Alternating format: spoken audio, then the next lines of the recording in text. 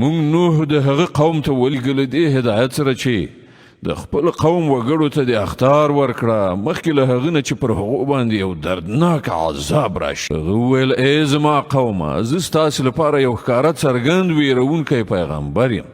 تاسې خبروم چې د الله بندګي وکړئ او له هغه نه وویریږئ او زما اطاعت وکړئ.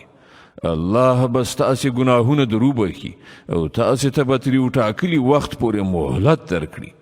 حقیقت دا دی کله چې د الله ټاکلی وخت راشي نو بیا نه ځنډیږي. کاشکې تاسې ته د دې معلومات وای. نوح عرض وکړ ای زما پروردګاره ما خپل قوم ته شپه او ورځ دعوت ورکړ خو زما بلنې د حق څخه د هغو تیښته لا زیاته کړه. او هر کله چې ما هغوی دې ته وبلل چې ته هغو ته بخښنه وکړي هغوی په غوږونو کې ګوتې کېښودې او په جامو سره یې مخونه وپوښل او په خپل چلند یې ټینګار وکړ او ډیر تکبر یې وکړ.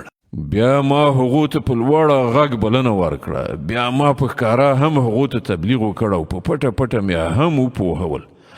ما وویل له خپل پروردګار نه بخښنه وغواړئ بېشکه چې هغه خورا ډیر بخښونکی دی.